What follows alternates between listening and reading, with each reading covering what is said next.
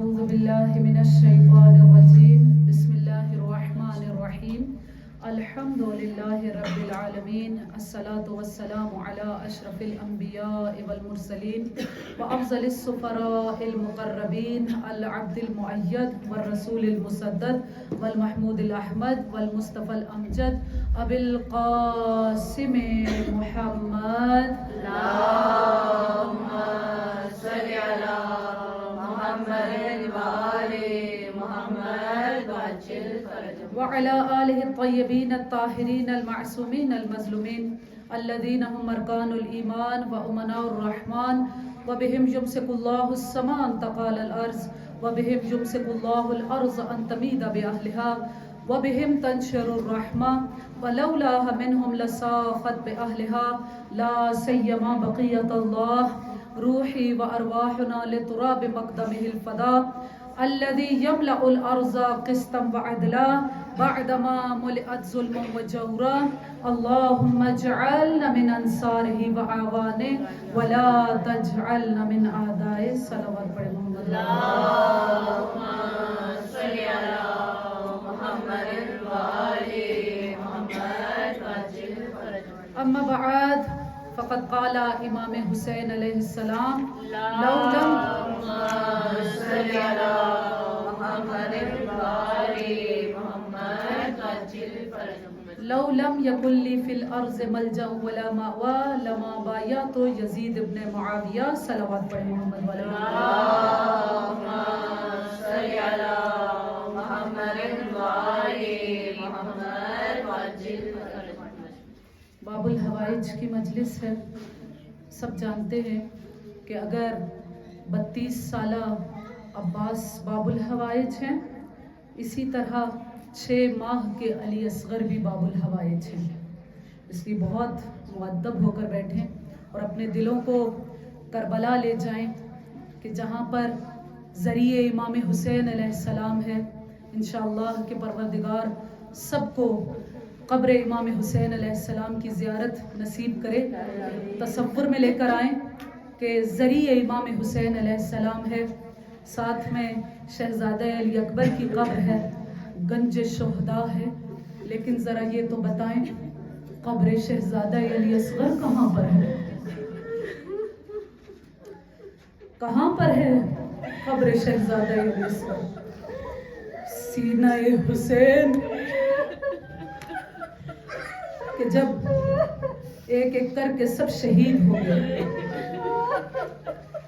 لاشوں کی پامالی کا وقت آیا، شہداء کی لاشوں کو مقتل میں رکھ دیا گیا، وہاں پر ہی ننھے علی اصغر کا لاشا سینہ حسین پر رکھ دیا گیا. اتنے گھوڑے دوڑائے گئے، اتنے گھوڑے دوڑائے گئے، لاش حسین کیا پامال ہوئی، سینہ حسین قبر علی اصغر بن گیا. انشاءاللہ کہ دعا کیجیے کہ پروردگار سب کو بامراد کرے، سب کے دامن مراد کو بھر دے. اس مجلس عزا سے جب اٹھیں بامراد ہو کر جائیں. پروردگار سب کی مشکلات کو آسان کرے، سب کی پریشانیوں کو دور کرے، سب کی مرادوں کو پورا کرے. پروردگار بیماروں کو شفائی کاملہ و عاجلہ نصیب ہو، بے اولادوں کو اولاد عطا ہو، اور جنہیں اولاد عطا کی ہے پروردگار انہیں طول عمر عطا کرے. پروردگارہ موت سے پہلے توبہ کی توفیق دینا، موت کے بعد ہم تمام کی مغفرت کرنا، برزخ کی منزلوں کو آسان کرنا، مرحومین کے درجات کو بلند کرنا. انشاءاللہ کہ ہمارے یہ آنسو، ہمارے یہ مجلسیں ہمارے مرحومین کے بلندی درجات کا سبب قرار پائیں.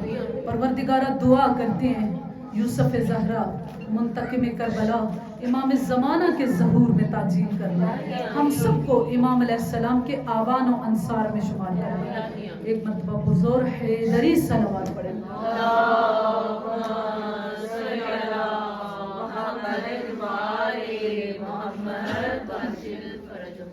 آپ کی خدمت میں امام حسین علیہ السلام کا قول پیش کر رہی ہوں، کیونکہ آج بہت سارے کچھ نئے چہرے ہیں، ان کے لیے تھوڑا سا کہ آخر مجلس کا موضوع کیا ہے. خود امام حسین علیہ السلام کے کلام کی روشنی میں مقصد امام حسین علیہ السلام، کیونکہ کسی ذاکر، خطیب، مصنف، مؤلف، کسی کتاب لکھنے والے کو ضرورت نہیں ہے کہ وہ امام حسین علیہ السلام کے مقصد کو بیان کرے کہ آخر امام حسین علیہ السلام کیوں کربلا میں گئے۔ خود امام حسین علیہ السلام کا قول، امام کا وصیت نامہ جو آپ نے محمد حنفیہ کو لکھا ہے، وہ گواہ ہے اس بات کا کہ آخر امام حسین علیہ السلام کیوں کربلا میں گئے ہیں۔ اور امام حسین علیہ السلام نے جب اپنے بھائی محمد حنفیہ کو وصیت نامہ لکھ کر دیا تو اس میں اپنا مقصد کربلا، اپنا ہدف کربلا بیان کیا۔ اور امام علیہ السلام کیا کہتے ہیں کہ میں کسی اشر کے لیے، کسی بطر کے لیے، کسی ظلم کے لیے، فساد کے لیے نہیں نکل رہا، بلکہ میں کیا چاہتا ہوں، انما خرجت لطلب الاصلاح فی امت جدی، میں اپنے نانا کی امت کی اصلاح چاہتا ہوں۔ وَأُرِيدُ أَسِيرَ بِسِيرَةِ جَدِّي وَأَبِي، میں چاہتا ہوں کہ میں اپنے جد اور اپنے بابا علی کی سیرت کو زندہ کر سکوں۔ میں چاہتا ہوں کہ میں امر بالمعروف کروں، نہیں انل منکر کروں۔ صلوات پڑھیں محمد والے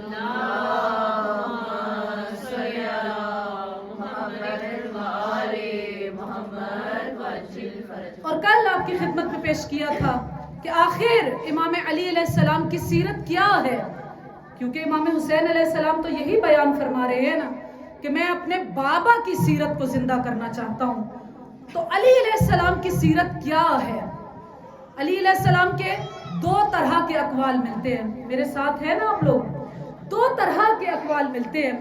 ایک وہ قسم کہ جس میں امام علی علیہ السلام حکومت کی اور دنیا کی مذمت کرتے ہیں، جیسا کہ امام علی علیہ السلام ارشاد فرماتے ہیں کہ یا دنیا الیک عنی، میرے سے دور ہو جائے دنیا، فحبلک علی غاربک، کہ میں نے تیری مہار تیرے اوپر ہی ڈال دی ہے، تیرے کندھوں کے اوپر ہی ڈال دی ہے۔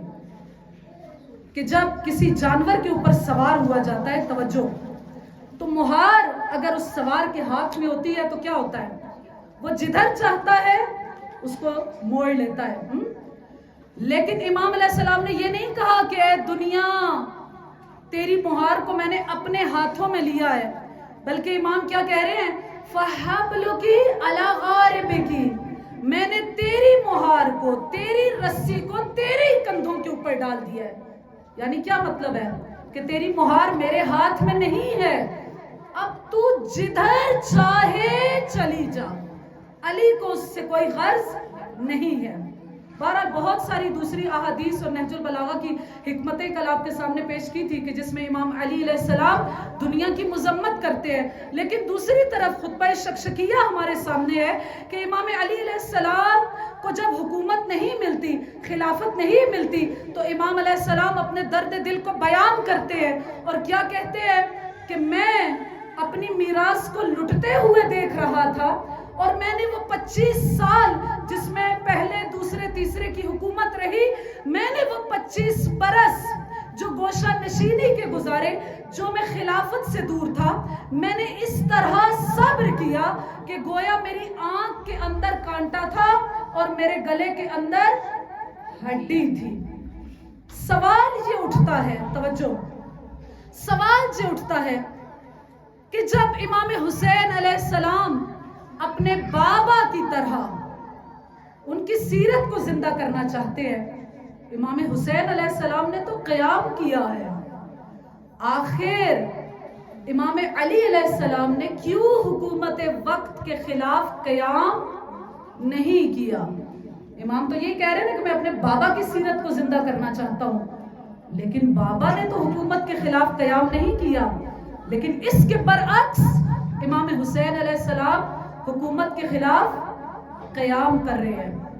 دیکھیے امام حسین علیہ السلام کا زمانہ، امام علی علیہ السلام کا زمانہ، ان دونوں زمانوں میں بہت فرق ہے۔ جب امام علی علیہ السلام رسول خدا کے بعد کے ان حالات کو بیان کرتے ہیں تو اسلام کی کیا حالت ہے؟ توجہ ہے نا آپ سب کی، اسلام کی کیا حالت ہے؟ اسلام ایک نوخیز، ایک تازہ، ایک ننھے سے پودے کی طرح ہے کہ رسول خدا کے بعد بہت سارے لوگ مرتد ہونا شروع ہو گئے تھے. یہودی یہ چاہ رہے تھے کہ اب مسلمانوں کی تعداد کم ہے, ان کے اوپر حملہ کر دیں, اور ادھر جو رومی تھے وہ بھی اسلام کی اس حدود کے اندر آنا چاہتے تھے, اور رومی چاہتے تھے کہ وہ مسلمانوں کے اوپر جنگ کو مسلط کر دے. یہ ایسا بڑا خطرہ تھا کہ رسول خدا نے اپنی زندگی کے آخری ایام میں ایک لشکر تیار کیا تھا, اور اسامہ کو اس لشکر کا سپہ سالار بنایا تھا. اسامہ ایک 18 سال کا نوجوان ہے, لیکن رسول خدا اسے اس کا سپہ سالار بنا رہے ہیں, اور کیا کہتے ہیں کہ جاؤ اس لشکر کو لے کر جاؤ فوراً, اور جا کر رومیوں سے جنگ کرو. ان آخری ایام میں مرض الموت کی حالت میں رسول خدا کی جب آنکھ کھلتی تھی, رسول خدا یہی پوچھتے تھے کہ لشکر اسامہ گیا یا نہیں گیا. ٹھیک ہے, تو مختلف قسم کے خطرات وہاں پر تھے. امام علی علیہ السلام کے پاس اصحاب ہی نہیں تھے. مختلف مواقع پر مصائب میں ان چیزوں کو بیان کیا جاتا ہے کہ جو قریبی اصحاب تھے, جو مخلص اصحاب تھے, وہ بھی بس گھروں کے اندر بیٹھ گئے تھے. اور امام علیہ السلام کیا کہتے ہیں نہج البلاغہ کے اندر کہ اس وقت جب میں نے دیکھا فَنَظَرْتُ فَإِذَا لَيْسَ لِي مُعِينٌ إِلَّا أَهْلِ بَيْتِي, میں نے جب پورے عالم اسلام کو دیکھا تو میں نے دیکھا کہ میرا کوئی معین, میرا کوئی ناصر, میرا کوئی مددگار نہیں ہے سوائے میرے اہل بیت کو. سب بات پڑھیں محمد والے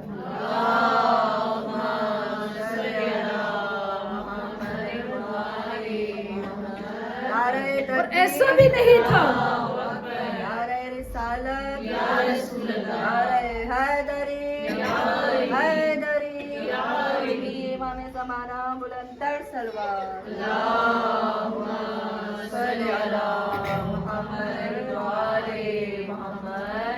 فَنَظَرْتُ فَإِذَا لَيْسَ لِي مُعِينٌ إِلَّا أَهْلِ بَيْتِي, میں نے جب نگاہ ڈالی تو مجھے میرے اہل بیت کے سوا کوئی میرا معین, میرا مددگار ہی نہ ملا.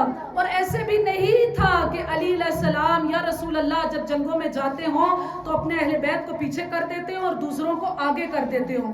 اگر ایسا ہوتا کہ اپنے اہل بیت کو مقدم نہ کرتے ہوتے تو کیا ہوتا؟ حمزہ شہید نہ ہوتے, جعفر شہید نہ ہوتے, عبیدہ شہید نہ ہوتے. ان سب کی شہادت اس بات کی گواہ ہے کہ ہمیشہ اہل بیت کو بھی جنگ میں بھیجا جاتا تھا. لیکن علی علیہ السلام جو بتانا چاہ رہے ہیں وہ کیا ہے کہ میں نے دیکھا کہ میرے معین, میرے ناصر, میرے مددگار صرف میرے اہل بیت ہیں, اور میں یہ جانتا تھا کہ یہی افراد پرچمداران اسلام و دین ہیں. اگر میں ان کو جنگ کے لیے بھیج دیتا, قیام کرتا, تو یہ کیا ہوتا؟ قتل ہو جاتے. ایسا ہی ہے نا, قتل ہو جاتے. اور کون ہوتا جو معاشرے کو معاویہ کی سازشوں سے آگاہ کرتا؟ کون رہ جاتا جو لوگوں کو بتاتا کہ یزید ابن معاویہ کیسا ہے؟ بالکل وہی مقصد جیسا کہ کربلا میں امام سجاد علیہ السلام کو بچانے کا مقصد تھا کہ ہر کوئی گیا ہے میدان میں. جب اون و محمد 8 اور 9 سال کے سن میں گئے, علی اکبر گئے, قاسم 13 سال کے سن میں جا رہے ہیں, شہزادہ علی اصغر 6 ماہ کے ہیں, امام حسین علیہ السلام انہیں مقتل میں لے کر جا رہے ہیں. تو آخر ایسا کیوں ہے کہ امام سجاد علیہ السلام بیمار ہیں اور وہ میدان میں نہیں جاتے؟ وہی ہدف, وہی مقصد جو امام حسن اور امام حسین علیہ السلام کو بچانے کا تھا کہ یہی تو پرچمداران اسلام ہے, یہی تو دین کو بچانے والے ہیں, دین کے حقیقی مددگار تو یہی افراد ہیں. صلوات پڑھے محمد والے محمد.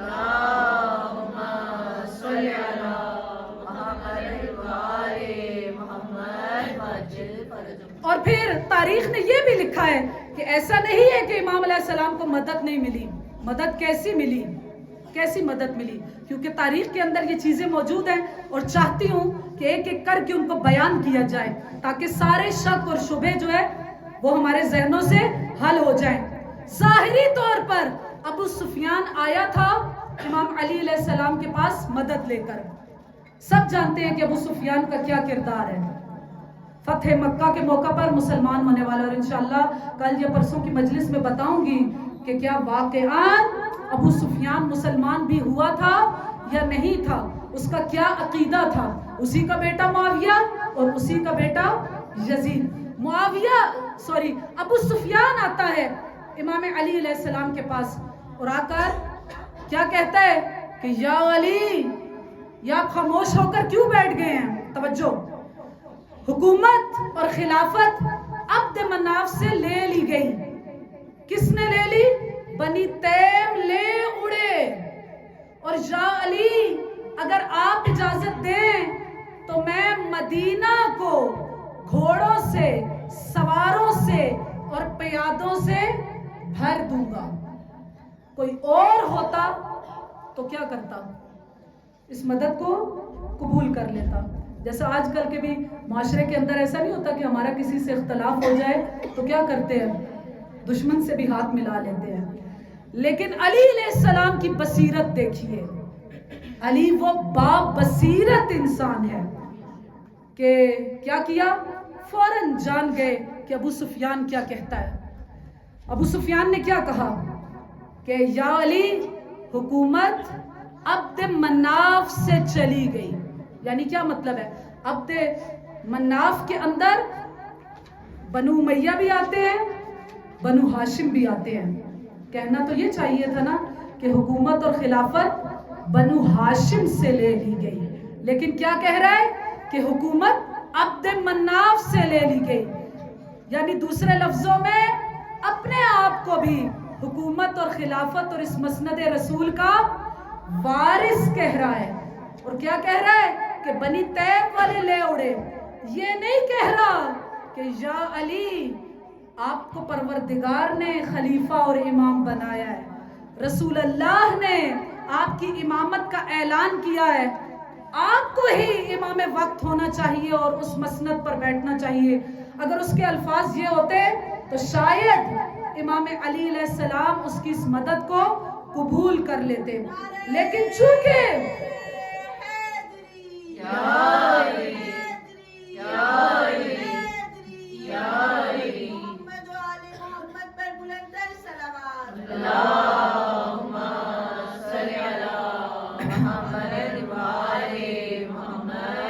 کیا کہہ رہا ہے کہ یا علی، عبد مناف سے خلافت لے لی گئی، توجہ چاہوں گی، بنی تیم والے لے اڑے، اور اگر آپ اجازت دیں تو میں مدینہ کو گھوڑوں سے، سواروں سے، پیادوں سے بھر دوں گا۔ امام علی علیہ السلام نے اس وقت کیا جواب دیا کہ ابو سفیان، بتا تو کب سے اسلام کا اتنا ہمدرد اور حمایتی بن گیا؟ تو کب سے ہمدرد بن گیا؟ کیونکہ امام علی علیہ السلام جانتے ہیں، اس کے اسلام کو جانتے ہیں، اس کی حقیقت کو جانتے ہیں، اس کے ایمان کو جانتے ہیں، جانتے ہیں کہ اس نے اسلام فتح مکہ کے موقع پر کس طرح اس نے کلمہ پڑھا ہے۔ ہو سکتا ہے کہ وہ اس وقت کے یہودیوں کا ایجنٹ ہی رہا ہو، اور ہو سکتا ہے کہ وہ چاہتا ہو کہ داخلی طور پر جنگ شروع ہو جائے اور رومیوں کو بھی موقع مل جائے کہ وہ اوپر سے حملہ کر دیں، تو کیا ہو جائے گا؟ سب کا سب اسلام ختم ہو جائے گا۔ اسی لیے امام علی علیہ السلام اس وقت خاموش رہتے ہیں۔ اور دیکھیے امام حسین علیہ السلام نے کیا کہا ہے کہ جس طرح میرے بابا نے چاہا کہ اصلاح امت کریں، اسی طریقے سے میں بھی چاہتا ہوں کہ اصلاح امت کروں۔ اصلاح امت ضروری نہیں ہے کہ وہ قیام کے ساتھ ہی ہو، اصلاح امت کبھی خاموش رہ کر بھی ہو سکتی ہے اور کبھی قیام کر کے بھی ہو سکتی ہے۔ امام علی علیہ السلام نے، امام حسن علیہ السلام نے اصلاح امت خاموش رہ کر کی ہے، امام حسین علیہ السلام نے قیام کر کے کی ہے، امام سجاد نے دعاؤں کے ذریعے سے کی ہے۔ زندہ باد، یزیدیت مردہ باد، یزیدیت مردہ باد، دشمنان اہل بیت ہدایت پہ لعنت بےشمار خاندان زہرا پر بلند تر صلوات اللہم صلی علی محمد وآل محمد اور پھر جو امام علی علیہ السلام کے لیے ایک لفظ استعمال کیا جاتا ہے کہ وہ کیا کہ مولا نے خانہ نشینی اختیار کی، گوشہ نشینی اختیار کی. کبھی بھی مرد حق، مقرب خدا، الہی نمائندہ گھر میں خاموش ہو کر نہیں بیٹھ سکتا. امام علی علیہ السلام اگر گھر میں بیٹھ گئے ہیں یا ظاہری طور پر حکومت سے اور خلافت سے لا تعلق ہو گئے ہیں، تو اس کا یہ مطلب نہیں ہے کہ امام علی علیہ السلام نے اسلام کی مدد کرنا چھوڑ دی ہے یا نصرت اسلام چھوڑ دی ہے. اگر ایسا ہوتا کہ علی علیہ السلام مکمل طور پر خاموش ہو کر بیٹھ گئے، کوئی اسلام کے لیے کام نہیں کیا کہ اب تو میں 25 سال بس ناراض ہو کر جیسے بیٹھ گئے کہ اب میں 25 سال کوئی کام نہیں کروں گا کیونکہ مجھے خلافت سے دور کر دیا گیا، نہیں. جتنا امام علی علیہ السلام کو موقع ملتا رہا امام اسلام کے لیے کام کرتے رہے، کیونکہ دوسرے خلیفہ کا وہ قول کہ لولا علی لہلک، آپ سب جانتے ہیں کہ اگر علی نہ ہوتے تو میں ہلاک ہو جاتا. 70 مرتبہ تاریخوں میں اور روایتوں میں آیا، نہ صرف یہ کہ ہماری شیعہ روایات میں بلکہ اہل سنت کی کتب کے اندر اور ان کی روایات کے اندر بھی یہ جملے موجود ہیں کہ تقریباً 70 مرتبہ خلیفہ دوم نے کہا کہ لولا علی لہلک، کہ اگر علی نہ ہوتے تو میں ہلاک ہو جاتا. اگر 70 مرتبہ کسی کی زبان سے یہ اقرار نکلا ہے تو اس کا کیا مطلب ہے کہ 100 دفعہ علی علیہ السلام نے مدد کی ہوگی تبھی 70 مرتبہ ان کے منہ سے اقرار نکلا ہوگا. کئی مرتبہ جیسا کہ سفیر روم کا خط آیا تھا، اب ان تمام تفصیلات میں نہیں جانا چاہتی، کہ سفیر روم کا خط آیا تھا اور اس نے آ کر کہا کہ کون ہے جو رسول اللہ کا نمائندہ ہے، میرے ان سوالوں کے جواب دے دے. تو ان سوالوں کے جوابات جب نہ ملے تو مختلف طرح کے الٹے سیدھے جوابات دیے گئے، سب تاریخ میں موجود ہیں. وہ ایک مرتبہ جانے لگا، مدینہ سے نکلنے لگا اور اس نے کیا کہا کہ اگر یہ رسول کا نمائندہ ہے تو پھر اسلام کوئی خدا حافظ کہہ دیا جائے. لیکن اس وقت سلمان فارسی نے کیا کہا کہ آؤ میں تمہیں حقیقی جانشین رسول تک لے کر جاتا ہوں جو حقیقی وسیع رسول ہے. آیا، آ کر امام علی علیہ السلام کے سامنے ان تمام سوالات کو رکھا، امام نے ان کے جوابات دیے. کئی مرتبہ ایسا ہوتا کہ جو مسند پر بیٹھے ہوتے تھے ان سے سوال پوچھا جاتا تھا کہ بتاؤ قرآن میں اس مسئلے کا حل کیا ہے، تو چونکہ قرآن سے آشنا ہی نہیں تھے، معرفت ہی نہیں تھی، تو جوابات بھی نہ دے سکتے تھے. اور جب جوابات نہ دے سکتے تھے تو آتے تھے دری علی علیہ السلام پر، دق الباب کرتے تھے اور علی علیہ السلام پوچھتے تھے کہ بتاؤ کیا ہوا، کیا اسلام پر کوئی مشکل آ گئی؟ اور جب آنے والا یہ کہتا تھا نا کہ ہاں یا علی بڑی مشکل آ گئی، علی دروازے کو کھولتے تھے، پوچھتے تھے کہ بتاؤ کیا مشکل آئی ہے؟ کہا کہ قرآن سے اس سوال کا جواب بتائیے. اور تاریخ اور روایات گواہ ہیں کہ امام علی علیہ السلام قرآن کو کھولتے تھے، بے عین ہی وہی آیات نکلتی تھی جو ان سوالات کا جوابات ہوا کرتی تھی. صلوات پڑھ لے محمد اللہم صلی علی محمد وآل محمد. جناب زہرا سلام اللہ علیہا، یعنی وہ ہستی صلی علی محمد وآل محمد. جناب زہرا سلام اللہ علیہا وہ ہستی کہ ولایت کے رستے میں جن کو سب سے زیادہ مشکلات کا سامنا کرنا پڑا. ایسا ہی ہے نا، سب سے پہلی جو اسلام کی شہیدہ ہے وہ کون ہے؟ جناب عمار یاسر کی والدہ بی بی سمیہ. لیکن ولایت کے رستے میں جن کا خون سب سے پہلے جس خاتون کا بہا ہے ولایت کے دفاع میں، امامت کے دفاع میں، وہ کون ہے؟ جناب زہرا سلام اللہ علیہا. اور کیا کیا مصائب نہیں آئے بی بی کے اوپر، کیا کیا مصائب نہیں آئے. بی بی دربار سے جب خالی پلٹی تھی، توجہ، دربار سے جب خالی پلٹی تھی، بی بی جانتی ہیں کہ علی علیہ السلام کیوں خاموش ہے، کیوں تلوار نہیں اٹھا رہے.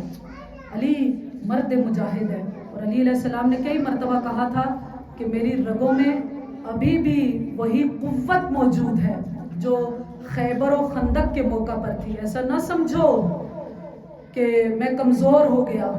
شیر اگر بوڑھا بھی ہو جائے تو وہ شیر ہی رہتا ہے. بی بی جانتی ہیں کہ امام علی علیہ السلام کیوں خاموش ہے، لیکن تاریخ میں رقم کروانے کے لیے بی بی نے پوچھا. بہار الانوار کے اندر بی بی کی یہ بہت طویل روایت موجود ہے کہ ظاہری طور پر یہ لگتا ہے کہ بی بی نے ذرا تلخ لہجے میں امام علی علیہ السلام سے پوچھا، حالانکہ علی تو کئی مرتبہ اقرار کر چکے ہیں کہ جیسا کہ بی بی کی شہادت کے وہ آخری ایام تھے اور بی بی نے پوچھا تھا کہ یا علی آپ مجھ سے راضی ہیں نا؟ تو امام علی علیہ السلام نے اقرار کیا تھا کہ یا زہرا ما اغضبتنی، آپ نے مجھے کبھی بھی غضبناک نہیں کیا، کبھی بھی ناراض نہیں کیا، میں ہمیشہ آپ سے خوش ہوں. لیکن اس کے باوجود بی بی امام علی علیہ السلام سے کیا کہتی ہے کہ یا علی، بی بی نے کیا کہا کہ یا علی آپ اس طرح خاموش ہو کر بیٹھ گئے.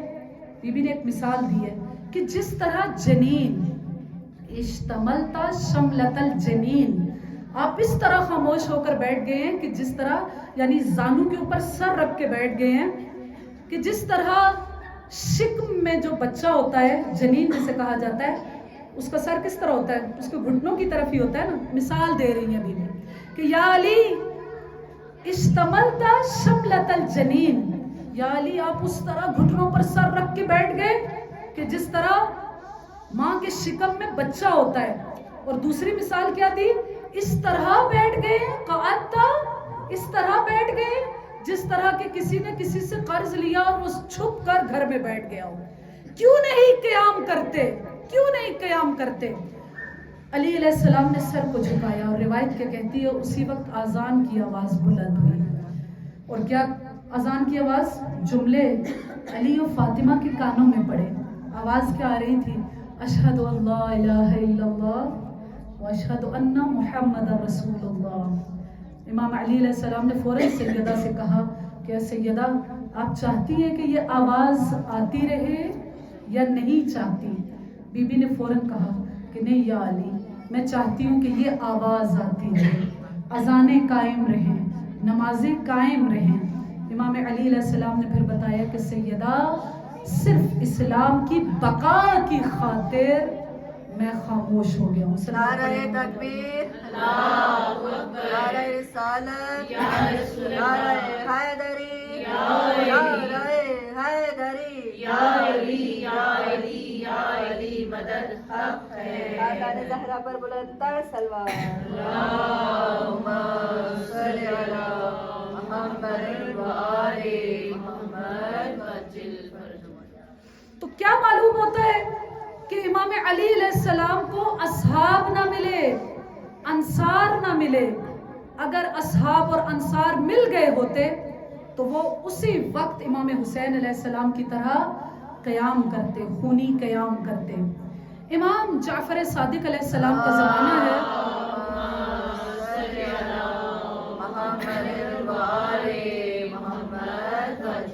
امام علیہ السلام کا زمانہ ہے اور یہ وہ زمانہ ہے کہ جب بنو امیہ کا دور ختم ہو رہا ہے، بنو عباس کا دور شروع ہو رہا ہے. بنو عباس اور بنی حسن یعنی اولاد حسن جو ہے وہ حکومت کے خلاف قیام کیے ہوئے ہیں. اور مشہور یہ ہے کہ اس تمام تحریک کو لیڈ کرنے والا کون ہے؟ توجہ، اس تمام تحریک کو لیڈ کرنے والا کون ہے؟ رجل من بنی ہاشم. وہ بنو ہاشم کا ایک فرد ہے. اور ظاہر ہے اس وقت بنو ہاشم کا جو ایک سرکردہ فرد ہے وہ کون ہے؟ وہ امام جعفر صادق علیہ السلام ہے. اور لوگوں نے یہی سمجھا کہ شاید یہ جو بنو عباس یا بنی حسن جو تحریک چلا رہے ہیں ان کو لیڈ کرنے والے امام جعفر صادق علیہ السلام ہے. درحالی کہ ایسا نہیں تھا. کون تھا وہ شخص؟ ابو العباس صفا جس کا نام بتایا جاتا ہے. انشاءاللہ کبھی موقع ملا تو تاریخ کو اس کو بتاؤں گی. بہرحال امام جعفر صادق علیہ السلام کا صحابی سدیر امام علیہ السلام کے پاس آتا ہے اور آ کر کیا کہتا ہے کہ مولا وہ یہی سمجھ رہا ہے کہ شاید امام اتنی بڑی تحریک کو لیڈ کر رہے ہیں اور بنو امیہ کے خلاف قیام کر رہے ہیں. اور کیا کہتے ہیں کہ مولا آپ کیوں خاموش اپنے گھر میں بیٹھے ہوئے ہیں؟ ہر طرف شور ہے، انقلاب ہے، تحریک اٹھی ہوئی ہے، لیکن آپ خاموش اپنے گھر کے اندر بیٹھے ہوئے ہیں۔ سدیر نے کیا جملہ کہا؟ توجہ، سدیر نے کیا جملہ کہا؟ مولا 1/3 دنیا آپ کے ساتھ ہے، 1/3 دنیا۔ امام علیہ السلام نے حیرت سے کہا 1/3 دنیا؟ فوراً سدیر کیا کہتے ہیں؟ 2/3 دنیا، 2/3 دنیا۔ شاید امام اگر اس سے آگے پوچھتے کہ 2/3 دنیا، تو سدیر یہ کہہ دیتا کہ ساری دنیا آپ کے ساتھ ہے۔ امام علیہ السلام نے سدیر سے کیا کہا کہ سدیر چلو میرے ساتھ رابک چلو۔ رابک ایک جگہ ہے، امام کے نخلستان ہے، وہاں پر امام کے باغات ہیں۔ امام علیہ السلام کیا کہتے ہیں کہ سدیر آؤ رابک چلے۔ گھوڑے پر سوار ہوئے، سدیر کو ساتھ لیا، اس نخلستان میں گئے، شاید سنی ہوئی آپ کی روایت، اس نخلستان میں گئے، امام نے نماز کو پڑھا، اور نماز کو پڑھنے کے بعد کیا کہا؟ اے سدیر تو نے کہا تھا کہ 1/3 دنیا، اور پھر کہا کہ 2/3 دنیا آپ کے ساتھ ہے، ساتھ ہی چراگاہ تھی۔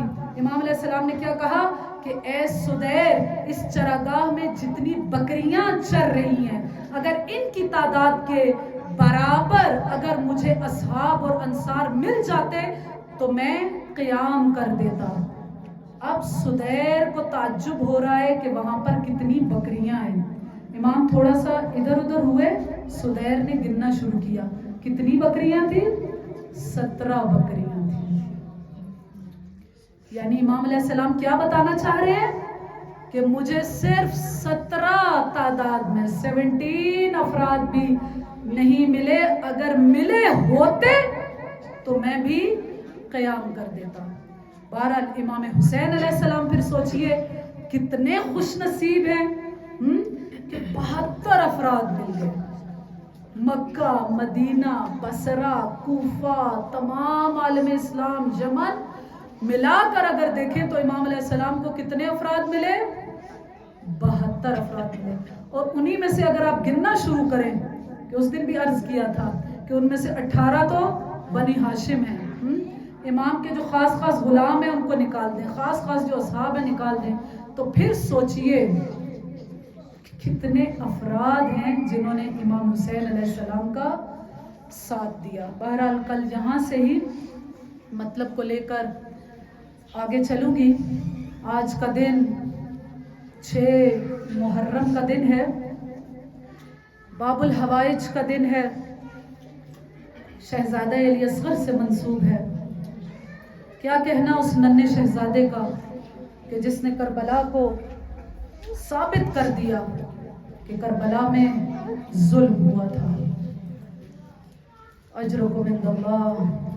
آج جناب رباب کو پرسہ دینے کا دن ہے، آج خود امام حسین علیہ السلام کو پرسہ دینے کا دن ہے، آج سکینہ کو پرسہ دینے کا دن ہے۔ اجرکم عند اللہ، اجرکم عند اللہ۔ ایک عالم دین کیا بیان کرتے ہیں، توجہ ربط مسائل کے لیے بیان کر رہی ہوں کہ ایک عالم دین کیا بیان کرتے ہیں کہ آج کل کے معاشرے میں، ایران میں کیا ہوا کہ سردیوں کا زمانہ ہے، ہائی وے کے اوپر برف پڑی ہوئی ہے کہ اچانک ان کی گاڑی خراب ہو گئی، گاڑی خراب ہو گئی، انجن بند ہو گیا، ہیٹنگ سسٹم بھی سب بند ہو گیا۔ اب ظاہر ہے چھوٹے چھوٹے بچے اس گاڑی میں موجود ہیں، آدھی رات کا وقت ہے، وہ ہائی وے پر کھڑے ہوئے ہیں، ہاتھ دے رہے ہیں، لیکن کوئی بھی رک نہیں رہا۔ اچانک ان کے ذہن میں خیال کیا آیا کہ انہوں نے اپنے چھوٹے سے بچے کو اٹھایا، ہائی وے پر آئے، اپنے ہاتھوں پر بلند کیا، جو ہی بلند کرنا تھا ایک گاڑی رکی، دوسری گاڑی رکی، تیسری رکی۔ عالم دین کیا بیان کرتے ہیں، میرا رخ کربلا کی طرف مڑ گیا، آئے میرے مظلوم حسین، آئے میرے مظلوم حسین، آپ بھی تو علی اصغر کو اسی طرح اٹھا کر لائے تھے نا۔ اجرکم عند اللہ، اجرکم عند اللہ۔ مختار نے جب قیام کیا نا، مختار نے جب قیام کیا تو مختار کا طریقہ کیا تھا؟ مختار کا طریقہ کیا تھا کہ جب اس کے سامنے کوئی بھی قاتل امام حسین علیہ السلام لایا جاتا تھا، وہ پوچھا کرتے تھے کہ بتاؤ تم نے کربلا میں کیا کیا تھا، कि इस तरीके से मसाइब रकम हो जाएंगे, तारीख बन जाएगी। रिवायत क्या कहती है, आप सब जानते हैं ना कि इमाम सज्जाद मदीना में मुस्कुराया नहीं करते थे। किसी ने पूछा कि मौला आप हमेशा रोते रहते हैं, आप मुस्कुराते क्यों नहीं है? इतने बरस गुजर गए।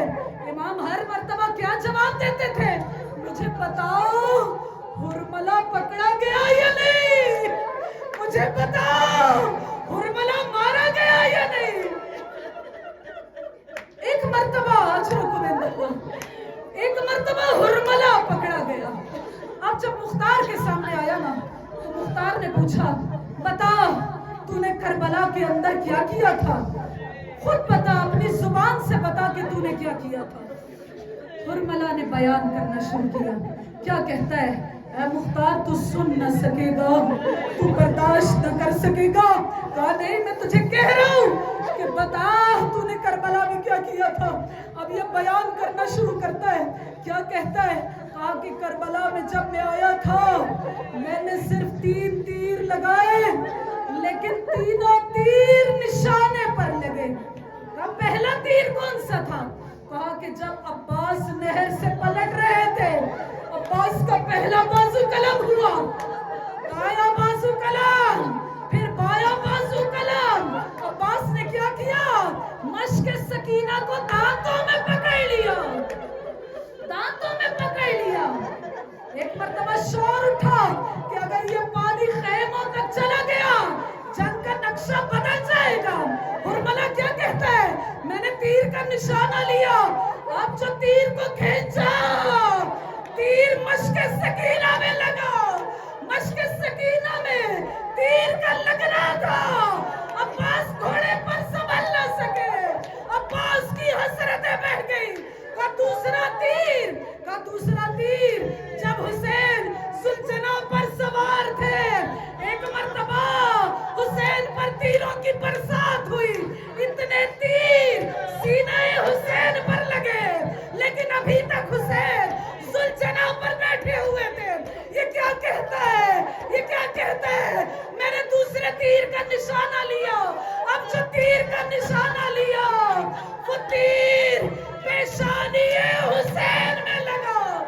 जो इस तीर का लगना था, हुसैन सुलझना पर संभल न सके, जीत से जमीन पर आ गए। अच्छा बता, मुख्तार से बर्दाश्त ना हो सका। एक मर्तबा मुख्तार अपनी मसनद से गिर गए, ज़ारो कतार रोते जा रहे हैं। अच्छा बता, तीसरा तीर। इसने क्या कहा, मुख्तार अब तुझसे बर्दाश्त ना होगा। क्या तीसरा तीर मैंने उस वक्त चलाया कि जब हुसैन एक नन्हे शहजादे को मैदान में लेकर आए थे, अपने 6 माह के अली असगर को मैदान में लेकर आए थे, मैंने तीर चलाया, ऐसा तीर चलाया। कैसा तीर असगर को मारा गया। रिवायात क्या कहती है,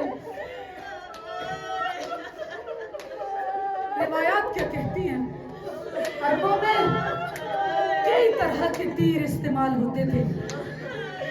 पहला तीर होता था जो जैतून की लकड़ी का बना होता था, परिंदों का शिकार किया जाता था, लेकिन अली असगर को इससे नहीं मारा गया। और दूसरा तीर वो होता था जो एक तरफ से बड़ा होता था, एक तरफ से छोटा होता था, रफ्तार बड़ी तेज होती थी, लेकिन अली असगर को इससे भी नहीं मारा गया। तीसरा तीर वो होता था कि जिसको जहर से मसमूम किया जाता था, लेकिन असगर को ये तीर भी नहीं मारा गया। फिर असगर को कौन सा तीर मारा गया? आप सबने मसाइब में सुना होगा कि असगर को तीर से शोभा मारा गया। ये तीर कैसा तीर होता था कि जिसके 3 अतराफ में तीर होते थे। ये इंसानों को मारने के लिए इस्तेमाल नहीं होता था, ये जानवरों को मारने के लिए इस्तेमाल किया जाता था। अरबों ने कसमें खाई हुई थी कि कभी भी हम तीर से शोभा को मैदान जंग में इस्तेमाल नहीं करेंगे। अब जरा आप सब माए हैं ना, दिल पर हाथ रखकर एक मर्तबा तसव्वुर कीजिए, जब हुरमला ने इस तीर से शोभा को खींचा होगा किसी ने कहा बता तेरा तीर क्यों गिर गया, कहा जब भी मैं तीर खींचना चाहता हूँ खेमे का पर्दा उठता है, एक माँ की आवाज आती है, ए उर्मिला न मारना, मेरा बच्चा बड़ा छोटा है। तीर को खींचा गया, कैसे तीर लगा, मक्तल की रिवायात में कहती है सुबहान तिफलो मिनल उस्न इलल उस्न, बच्चा एक कान से दूसरे कान तक सिवा हो गया। हुसैन जैसा करीब बाबू, हाथों पर अली असगर की शहादत हो जाए। हुसैन अली असगर को कैसे क़याम तक लाए होंगे, वही इमाम की सुन्नत जो हम रोज़े आशूरा करते हैं। इमाम ने अबा का दामन अली असगर के ऊपर डाल दिया, 7 मरतबा ख़ैमा-ए रुबाब की तरफ बढ़े, 7 मरतबा पीछे हटे। जब ख़ैमे के करीब आए ना, ख़ैमे के करीब आए ना, सकीना बाहर निकली, नन्ही सी बच्ची है ना समझ सकी कि मेरे भाई के साथ क्या हुआ। क्या कहती है, बाबा असगर को तो पानी पिला दिया, आपको नहीं मालूम आपकी सकीना भी बड़ी प्यासी है। उधर रुबाब ने जब हुसैन के दामन को हटाया, हुसैन के दामन को हटाया, जनाबे रुबाब के मुंह से निकला, ऐ बेटा क्या तेरे जैसों को भी ज़िबा किया जाता है। हाय तारीख ने इमाम हुसैन अलैहिस्सलाम की मज़लूमियत को लिखा। कौन सी इमाम की मज़लूमियत है? हुसैन ने करबला के मैदान में किसी को दफन नहीं किया, अकबर को दफन नहीं किया, कासिम को दफन नहीं किया। शायद हुसैन चाहते हो कि अश्किया से मेरा बच्चा बच जाए, करबला की गर्म रे असगर का नन्हा सा लाशा रेगे करबला। इसीलिए तो रुबाब हमेशा धूप से साए में ना आती थी, धूप से साए में ना आती थी। जब भी कहा जाता था ना रुबाब आप धूप से साए में क्यों नहीं आती, तो क्या कहती थी, हाय मेरे वाली का लाशा धूप में पड़ा रहा, हाय मेरी अली असगर का लाशा धूप में पड़ा रहा। एक मर्तबा रिवायत क्या कहती है, जनाब रुबाब को पुरसा दीजिए, रिवायत क्या कहती है, मदीना में जनाब रुबाब कभी भी छत के नीचे ना आती थी। एक मर्तबा मदीना में बड़ी बारिश हुई, रुबाब उसी बारिश के नीचे बैठी हुई है। जनाब ज़ैनब क्या कहती है, ए रुबाब बारिश से अंदर आ जाइए, देखती नहीं है कितनी बारिश हो रही है। रुबाब ने सर को पीट लिया, हाय ज़ैनब ये तो पानी की बरसात है, मेरे हुसैन पर तो तीरों की बरसात की।